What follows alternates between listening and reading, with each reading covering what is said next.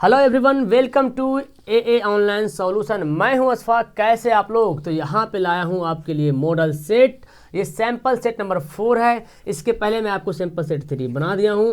आपको नीचे डिस्क्रिप्शन में लिंक या तो फिर आप प्ले लिस्ट में जाकर के चेक कर सकते हो सैंपल सेट। वहाँ पे आपको मिलेगा सोशल साइंस मॉडल सेट लिखा होगा। ठीक है, सोशल साइंस मॉडल सेट में आपको सैंपल सेट 1, 2, 3 मिल जाएगा। ठीक है, यहाँ पे मैं आपको 80 नंबर का सवाल यहाँ पे बताने वाला हूँ। फिलहाल इस वीडियो में आपको 48 ऑब्जेक्टिव मिलेगा, है ना, जिसमें से 40 आपको कम से कम बनाना है। इससे तो नीचे जाना चाहिए। और बाकी सब्जेक्टिव क्वेश्चन यहाँ पे है, तो सबका आंसर तो बताना मुनासिब नहीं है। सब्जेक्टिव में क्वेश्चन दिखाऊंगा और क्वेश्चन के बाद आप ना मुझे लास्ट में कमेंट करो कि कौन कौन क्वेश्चन आपको याद है, यानी कि कितना नंबर आपको आया है। ठीक है, और इसके बाद आपको मैं 20 नंबर एक्स्ट्रा में देने वाला हूँ प्रैक्टिकल के नाम से। ठीक है, तो चलो रेडी हो जाओ। 90 नंबर सभी को लाना है। 80 में तो 70 नंबर से किसी को नीचे नहीं आना चाहिए, बिकॉज अब आसमान पे चढ़ गए हैं तो चढ़ जाना है, नीचे नहीं उतरना है। ओके, तो चलो स्टार्ट करते हैं। किसी भी स्टेट से हो बच्चा, सवाल आपके लिए भी है। ओके, किसी भी बोर्ड से हो। ओके, चलो स्टार्ट करते हैं। तो देखिए सवाल नंबर फर्स्ट, बड़ा ही मजेदार का सवाल यहाँ पे है। सवाल पहला है, हो ची मिन्ह का शाब्दिक अर्थ क्या होता है? हो ची मिन्ह का शाब्दिक अर्थ क्या होता है? और इसमें टोटल है 1 से लेकर 48 सवाल, और बनाना आपको सिर्फ 40 सवाल है। तो सवाल यहाँ बोलता है कि हो ची मिन्ह का शाब्दिक अर्थ क्या होता है? हो ची मिन्ह का शाब्दिक अर्थ मतलब हो ची मिन्ह का मतलब क्या होता है? पथ प्रदर्शक, या मसीहा, या क्रांतिकारी, या इनमें से कोई नहीं। तो हो ची मिन्ह का शाब्दिक अर्थ होता है पथ प्रदर्शक। क्या हो जाएगा ऑप्शन? इसका ए सही हो जाएगा। दूसरा सवाल है, यंग इटली के संस्थापक कौन था? यंग इटली के संस्थापक कौन था? मेजनी, काबूर, गैरीबाल्डी, या बिस्मार्क? तो मेजनी, यंग इटली के संस्थापक कौन था? मेजनी, यानी कि दूसरा का आंसर क्या हो जाएगा? ऑप्शन ए सही हो जाएगा। समझ में आ रहा? चलिए, रॉलेट एक्ट कानून किस वर्ष से पारित हुआ था? 1909 में, 1919 में, 1935 में, 1937 में, 47 में। तो रॉलेट एक्ट जो कानून जो 1919 में पारित हुआ था, 1919 में रॉलेट एक्ट कानून पारित हुआ था। चौथा सवाल है, लखनऊ समझौता किस वर्ष से हुआ? लखनऊ समझौता किस वर्ष से हुआ? 1916 में, 1918 में, 1922 में, 1930 में। लखनऊ समझौता किस वर्ष से हुआ? लखनऊ समझौता हुआ था 1916 में। कब हुआ था? 1916 में लखनऊ समझौता हुआ था। पांचवा सवाल पढ़ते हैं कि लखनऊ समझौता किस वर्ष हुआ? तो वही सवाल फिर से रिपीट हो गया, मतलब है ना, सवाल मतलब डबल दिया गया है कि लखनऊ समझौता कब हुआ था। तो देखिए इसका भी आंसर क्या हो जाएगा? ऑप्शन इसका भी वही हो जाएगा। एक मिनट, मैं इसका पेंसिल को थोड़ा सा साइज को छोटा बड़ा कर देता हूँ। कहाँ गया डियर? इधर आ जाओ। ओके, चलो आ गया। ओके, तो लखनऊ समझौता 1916 में हुआ था। ऑप्शन क्या होगा इसका? ए होगा। क्लियर है? चलो 6 सवाल, तिलक ने केसरी का प्रकाशन किस भाषा में किया था? तिलक जो किया था, केसरी का प्रकाशन किसने किया था? तिलक ने किया था। किस भाषा में? हिंदी में, मराठी में, अंग्रेजी में, या कोंकणी में? तो तिलक ने केसरी का प्रकाशन मराठी में किया था। ठीक है, चलिए अगला सवाल है कि भूमंडलीकरण का आरंभ किस दशक से माना जाता है? भूमंडलीकरण का आरंभ जो है किस दशक से माना जाता है? 1960 के दशक से, 1970 के दशक से, 1980 के दशक से, 1990 के दशक से। तो भूमंडलीकरण का आरंभ जो है किस दशक से माना जाता है? 1990 के दशक से। इसका क्या आंसर होगा डियर? ऑप्शन डी होगा। ओके मेरे प्यारों, चलो 8वां सवाल देखो, भूमंडलीकरण शब्द का ईजाद किसने किया था? भूमंडलीकरण शब्द का ईजाद मतलब आविष्कार किसने किया था, है ना? ये उर्दू लफ्ज ईजाद किसने किया था? आज आविष्कार किसने किया था? भूमंडलीकरण लफ्ज कौन दिया? किन्स ने, ब्रिया ने, या फ्रेडरिक विलियम ने, जॉन विलियम्स ने? तो इसका क्या आंसर होगा? ऑप्शन इसका होगा डी, जॉन विलियम्स ने। ओके, चलो अगला सवाल पढ़ते हैं। 9वां सवाल है, गदर का प्रकाशन किसने किया था? गदर का प्रकाशन किसने किया था? अब्दुल कलाम आजाद, मोहम्मद अली, लाला हरदयाल, वारेन हेस्टिंग। गदर का प्रकाशन किसने किया? तो 9 का आंसर होगा ऑप्शन हो जाएगा सी, लाला हरदयाल ने। किसने किया था? गदर पार्टी या गदर हुई हुआ लाला हरदयाल ने। ठीक है, फिर देखिए 10वां सवाल फिर से रिपीट हो गया, तिलक ने केसरी का प्रकाशन किस भाषा में किया? तो 1 नंबर प्लस पॉइंट हो गया, 1 नंबर लखनऊ वाला, 2 नंबर तो ऐसे ही प्लस पॉइंट आपको हो गया। एग्जाम में ऐसे नहीं रहेगा, यहाँ पे मान लो। ठीक है, केसरी का प्रकाशन किसने किया था? किस भाषा में किया गया था? तो आंसर वही हो जाएगा, मराठी भाषा में। चलिए अगला सवाल पढ़ते हैं। 11वां सवाल है, बिहार के किस शहर में कांच उद्योग स्थापित है? बिहार के किस शहर में कांच उद्योग स्थापित है? हाजीपुर, शाहपुर, भुरकुंडा, या भवानी नगर? तो बिहार के हाजीपुर शहर में जो है कांच उद्योग स्थापित है। क्लियर है? समझ आ रहा? चलो 12वां सवाल पढ़ते हैं। 12वां सवाल क्या बोलता है जी कि मृदा संरक्षण के लिए कौन सा उपाय उपयोगी है? मृदा मतलब मिट्टी के संरक्षण के लिए, मिट्टी के बचाव के लिए कौन सा उपाय जरूरी है? पशुओं की चराई पर नियंत्रण, या समुचित जुताई, या खेतों में ह्यूमस डालना, इनमें से सभी। तो मृदा अगर आपको बचाना है, संरक्षण करना है, तो आपका ना ये तीनों के तीनों उपाय अपनाना पड़ेगा। ओके, 13 सवाल है, सबसे अधिक आबादी वाला कौन जिला है? सबसे अधिक आबादी वाला जिला कौन है? भागलपुर, पटना, नालंदा या मुंगेर? सबसे अधिक आबादी वाला जिला कौन है? तो 13 का आंसर हो जाएगा ऑप्शन बी। क्या हो जाएगा? पटना। सबसे अधिक आबादी वाला जिला कौन है? पटना है।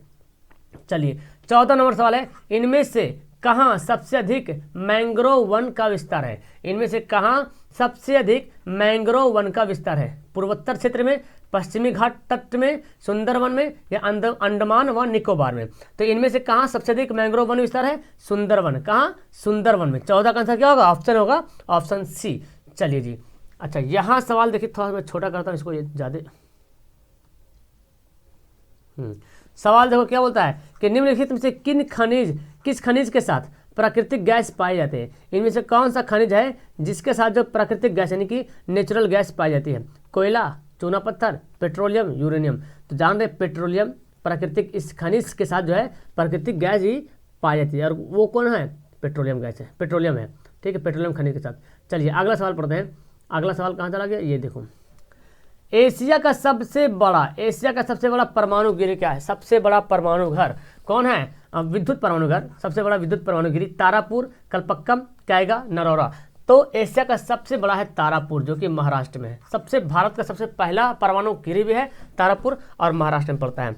17 सवाल है, क्योटो सम्मेलन कब हुआ था? क्योटो सम्मेलन कब हुआ था? 1996 में, 97 में, 98 में या 99 में?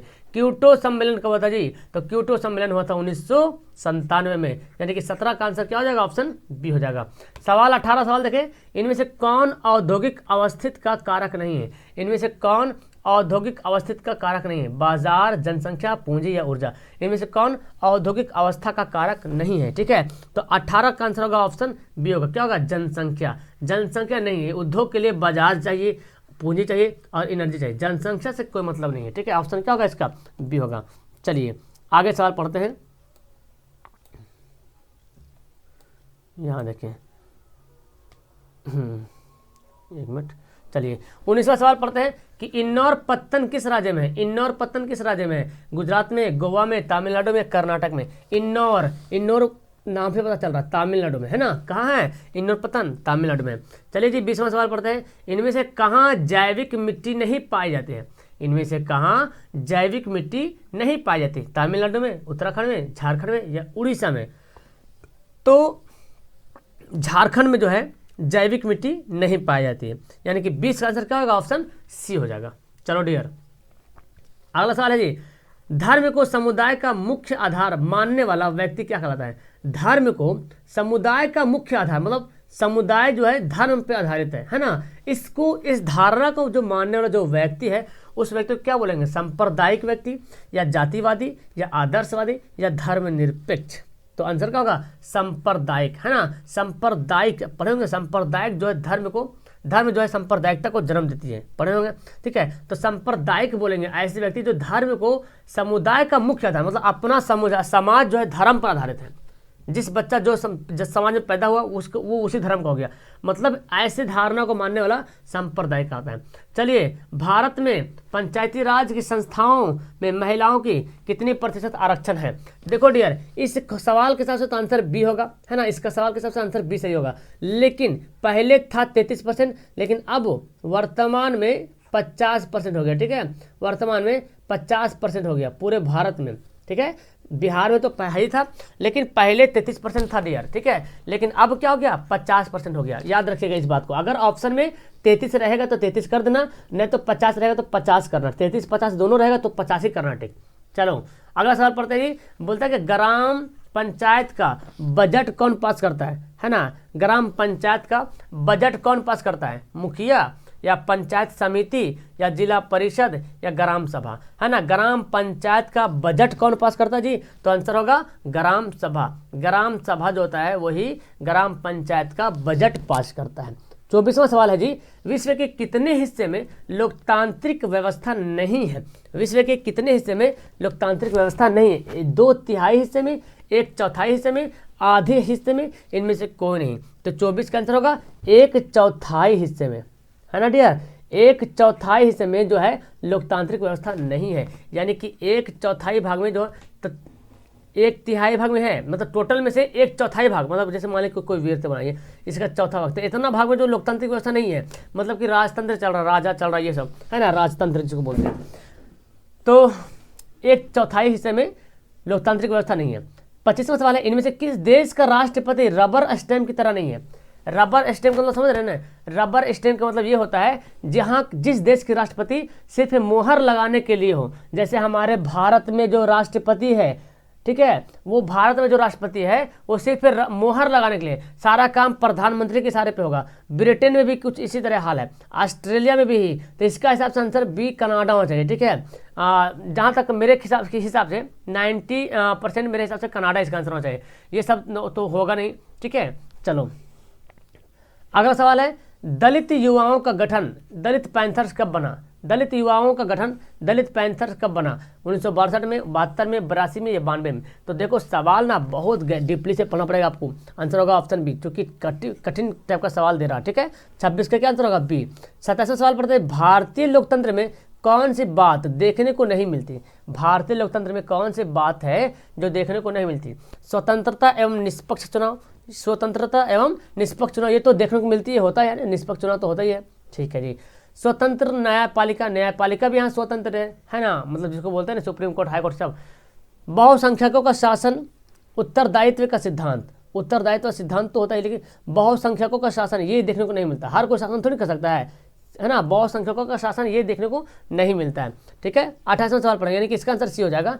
28वां सवाल पढ़ते हैं जी कि राजनीतिक सुधारों का कार्य इसमें से कौन नहीं कर सकते। राजनीतिक सुधारों का कार्य इसमें से कौन नहीं कर सकते। चिकित्सक, राजनीतिक अर्थकता, या तो राजनीतिक दल या आंदोलन। राजनीतिक सुधारों का कार्य कौन नहीं कर सकते हैं। तो जाहिर से बात है यहाँ पे यार, चिकित्सक बोलते हैं डॉक्टर को, डॉक्टर क्यों जाएगा राजनीतिक में, उसको तो बस सिर्फ पेशेंट की जरूरत है, लोगों की जान बचाने की जरूरत है, ठीक है। तो डॉक्टर जो है, चिकित्सक जो है इलाज के लिए है ना। चलो ठीक है, अच्छा चलो 29वां सवाल पढ़ते हैं। बोलता है ब्रिटेन में किस वर्ष सार्वजनिक वैश्य के मताधिकार को मान्यता मिली है। ब्रिटेन में किस वर्ष सार्वजनिक वैश्य के मताधिकार को मान्यता मिली है। तो इसका एक ऑप्शन आता है 1918 में, है ना, 1918 में, लेकिन वो नहीं रहेगा तो आप 1928 टिक लगाओगे, ठीक है। चलिए 30वां सवाल यहाँ पे है, क्या बोलता है कि 29 का ना, ठीक है 29 का सही। महासागरों में कुल जल की कितनी मात्रा है। देखो हाँ, तो एक बंदा कमेंट कर रहा था पिछले बार कि महासागरों में ऐसे ऑप्शन दिया था 95, 96, 97, तो इसका आंसर क्या होगा 96.5, है ना, 96.5। क्या आंसर होगा 96.5। महासागरों में कुल जल की कितनी मात्रा है 96.5। चलिए परसेंट। चलिए अगला सवाल पढ़ते हैं जी, भारत में पहली पंचवर्षीय योजना कब अवधि हुई। भारत में पहली पंचवर्षीय योजना की अवधि कितनी थी।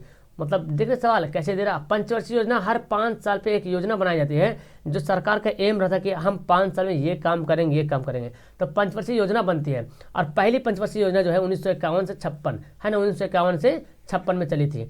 तो हर पंचवर्षीय योजना 5 साल का नहीं, मतलब कोई 2 साल में नष्ट हो गया, कुछ 3 साल में खत्म हो गया, लेकिन अधिकतर जो है ना पंचवर्षीय योजना 5 साल तक होती है, ठीक है।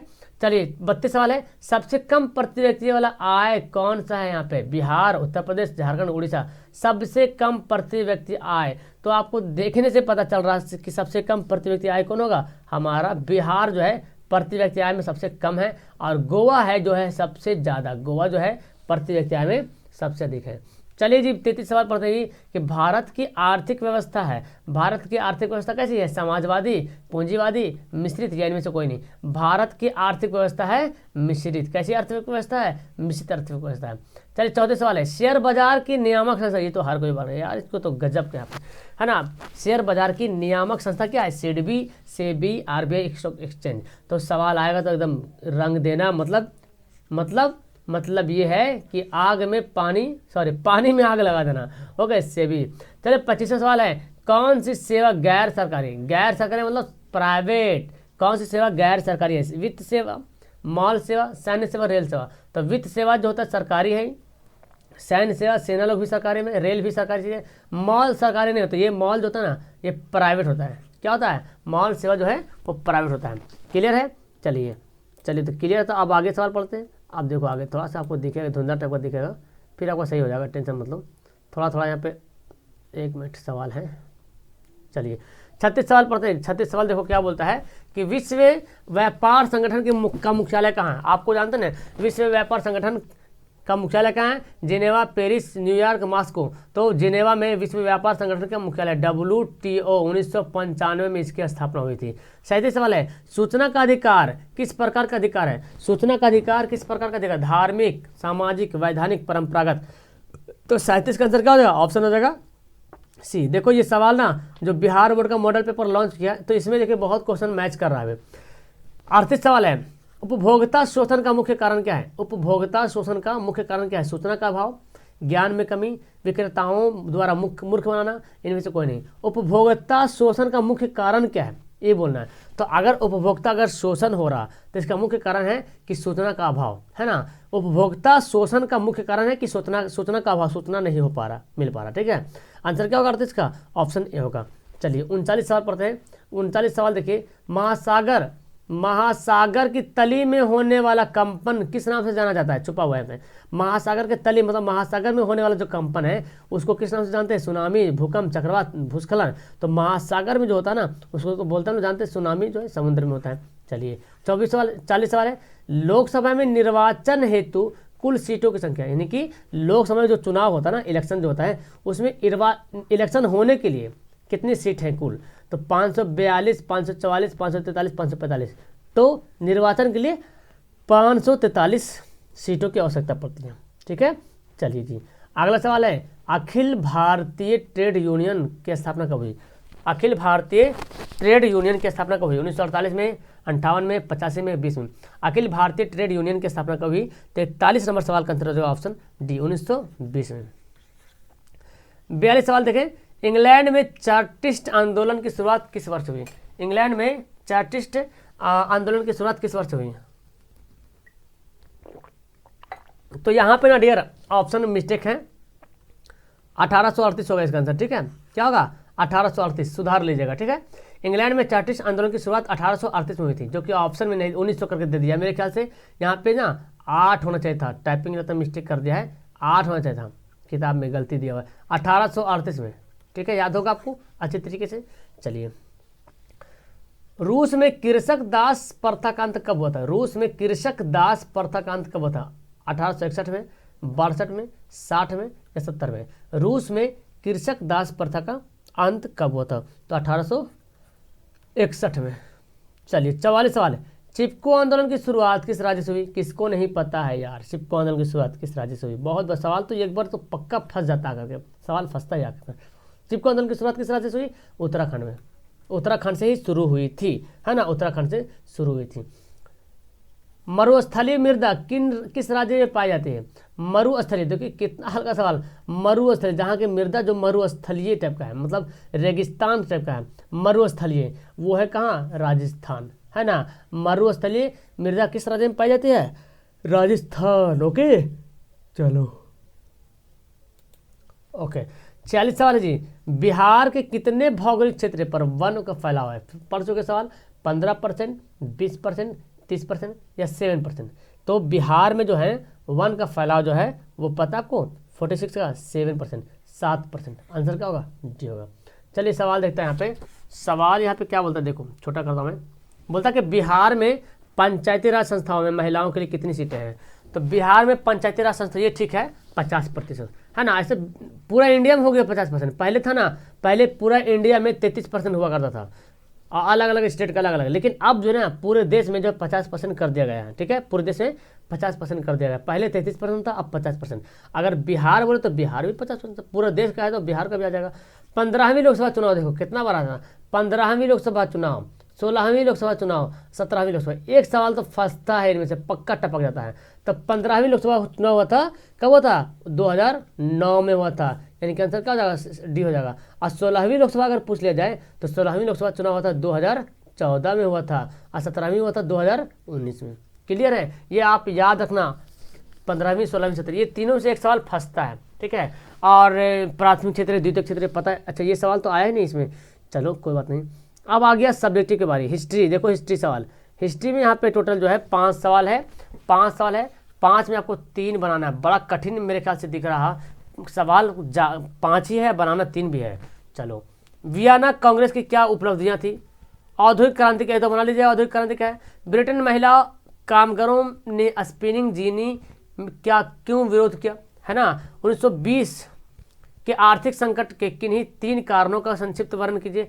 तकनीकी विकास का मुद्रण पर प्रभाव डाले। देखो, इनमें से अगर आपको 3 याद है ना तो 3 दूना 6 नंबर आपके पैकेट में जाएगा। याद नहीं है तो याद करिए, क्वेश्चन मैं भी कोशिश करूंगा आपको इसको प्रोवाइड करने का, ठीक है? आपके पास गाइड वगैरह तो उसे याद करो। 7वां सवाल देखो, यह है लॉन्ग वाला। भारतीय राष्ट्रीय आंदोलन में प्रेस की क्या भूमिका है? भारतीय राष्ट्रीय आंदोलन में महात्मा गांधी के योगदान का जो उल्लेख लीजिए। कोई लिख दो एक चीज, महात्मा गांधी के बारे में तो लिख ही दोगे कुछ ना कुछ, है ना? 4 नंबर मिलेगा आपको। चलिए, अगला सवाल देखो क्या है। राजनीतिक विज्ञान से यानी कि पॉलिटिकल साइंस से। इसमें पता है, इसमें बड़ा छूट दिया यार, मतलब इसमें 6 सवाल है, देख रहे 6 सवाल है, लेकिन आपको सिर्फ 2 सवाल बनाना। क्या बात है यार, है ना? हिस्ट्री में चाहता था लेकिन इसमें 2 कम। देखो, दल बदल कानून तो हर कोई बना लेगा, पक्का बना लेगा। पहले तो इसको लूटो। गुप्त मतदान पत्र इसको लूटो, यही मैं बता, दोनों में बता दिया आपको सब्जेक्ट में। सामाजिक विभेद किस प्रकार सामाजिक विभाजन के लिए उपतर लीजिए, ये सवाल मैं बताया था आपको। सूचना का अधिकार आंदोलन के मुख्य उद्देश्य बताइए। लोकतंत्र जनता के द्वारा जनता के लिए शासन है, कैसे? अब बताइए, इसको एक्सप्लेन कीजिए कैसे है। भारत की संसद में महिलाओं के प्रतिनिधि की स्थिति क्या है? आपको 2 सवाल बनाना है, 4 नंबर मिलेगा, ठीक है?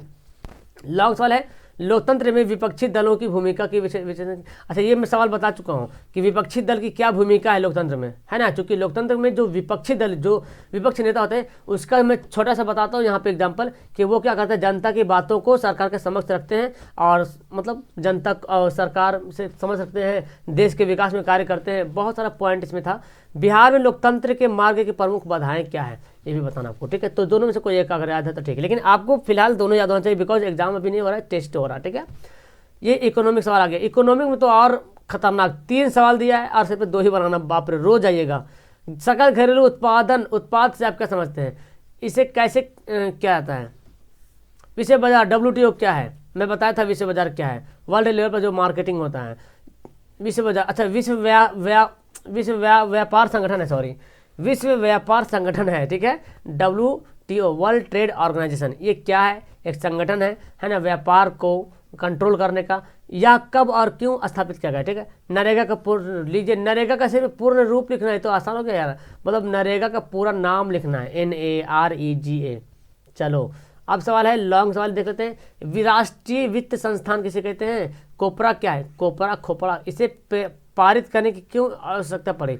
कोपरा क्या है? देखिए तो कोपरा एक बिल होगा, देखिए तो पहले क्या है। चलिए, ज्योग्राफी सवाल पढ़ते हैं। देखो, ज्योग्राफी में वही है जो हिस्ट्री का था, जो ज्योग्राफी का वही हिस्ट्री का। यहाँ भी 5 सवाल और 3 सवाल बनाना है। बिहार में वन विनाश के मुख्य कारण बताइए। हरित क्रांति से क्या समझते हैं? समझ बना लीजिएगा आराम से। भारत के किन किन क्षेत्रों में वन पवन ऊर्जा के अनुकूल परिस्थितियां हैं? तो क्षेत्र का नाम अगर याद है तो बना लिख सकते हैं। उद्योगों के स्थानीयकरण के किन्हीं 3 कारकों का नाम बताइए। बिहार में सभी जगह जनसंख्या का वितरण कैसे नहीं है? ठीक है। और आखिरी सवाल है, कृषि बिहार के आर्थिक अर्थव्यवस्था की रीढ़ है, इस कथन का व्याख्या कीजिए। कृषि जो है बिहार की अर्थव्यवस्था की क्या है? रीढ़ है, रीढ़, मतलब कृषि खत्म तो बिहार भी गयो काम से, गई भैंस पानी में। 27 सवाल, भू आकृति को प्रदर्शित करने की सबसे अच्छी विधि कौन सी है? कारण सहित बताइए। तो आप इतना जब बनाएंगे तो आपको मिल जाएगा कितना नंबर? उम्मीद करूँगा कि आपको सब्जेक्टिव में और ऑब्जेक्टिव में मिला जुला कर जो आपको जो है बोले तो कम से कम तो 70 के करीब आया होगा। अगर 60 आता है आपके पास और 20 मैं देता हूँ इधर से तो मतलब 80 नंबर, 80 प्लस 90 के आसपास जो है क्रॉस करने की कोशिश करना है। देखो, पास तब हो जाएगा, फर्स्ट सब आ जाएगा, मुझे पता है हर बंदा फर्स्ट आएगा, लेकिन फिर भी देखो इतना इजी सिलेबस कर देना, फिर भी कुछ बंदे हैं, कुछ मेरे लाडलू हैं, कुछ मेरे रसगुल्लू हैं जो फेल हो जाएंगे। अल्लाह ना करे कभी ऐसा हो। और कुछ ऐसे बच्चे हैं जो सेकंड आ जाएंगे, और कुछ बच्चे जो थर्ड आ जाएंगे, और कुछ बच्चे तो फर्स्ट तो गर्दा गोल आएगा यार। मेरे प्यारो लाडलो जितने यहाँ पे सब फर्स्ट आएंगे, लेकिन अच्छा नंबर से फर्स्ट कौन लाएगा? अच्छा नंबर से फर्स्ट वही लाएगा जो सब्जेक्टिव पे कमांड बना लेगा, सब्जेक्टिव पे कमांड जो बना लेगा, ठीक है। ऑब्जेक्टिव तो सभी धुआं कर देंगे, सब्जेक्टिव पे जिसका कमांड रहेगा वही लाएगा अच्छा नंबर। तो चलो, आप पहले तो एकदम प्यारा सा कमेंट करो भाई कि कितना आपका नंबर आया, ठीक है। डियर प्यारा सा कमेंट करो और मुझे बताओ कि पहले आपका परफॉर्मेंस कैसा है, कितना नंबर आया, तब कि आपका रिजल्ट मैं आप ही के मुंह से जानना चाहता हूँ। ठीक है, और कैसा लगा वीडियो, मजा आया, अपने दोस्तों को शेयर करो और पहली बार आए तो चैनल को सब्सक्राइब कर लो। मैं बता दूँ 6 बजे क्लासेस चल रही है, 9 बजे क्लासेस चल रही है, 12 बजे दिन में क्लास चल रही है, 3 बजे दिन में क्लास चल रही है और 6:30 बजे शाम को क्लास चल रही है और रात को 9 बजे क्लास चल रही है। ठीक है, ये तीनों टाइम में अटेंड होया करो। और आपको देखो 12 बजे दिन में मैथ क्लास और 9 बजे रात को भी मैथ क्लास, 12 दिन वाला सब्जेक्टिव मैथ, 9 बजे ऑब्जेक्टिव मैथ, क्लियर एकदम कंफर्म ये होगा। सुबह 9 बजे जो है साइंस सोशल का क्या बोलते हैं क्वेश्चन मिलता है आपको, एकदम इंपॉर्टेंट क्वेश्चन, सब्जेक्टिव क्वेश्चन। सुबह 6 बजे मॉडल पेपर, ये सब चलता रहता है, मॉडल सेट, सैंपल सेट। 3 बजे आपको हिंदी, उर्दू, गौधोली वगैरह। 6:30 बजे करते हैं हम लोग रिवीजन, साइंस सोशल, हिंदी, व्याकरण वगैरह सब करते रहते हैं। ठीक है, तो चलो फिलहाल वीडियो को लास्ट करते हैं। Okay, bye bye bye, that's all, thank you everyone.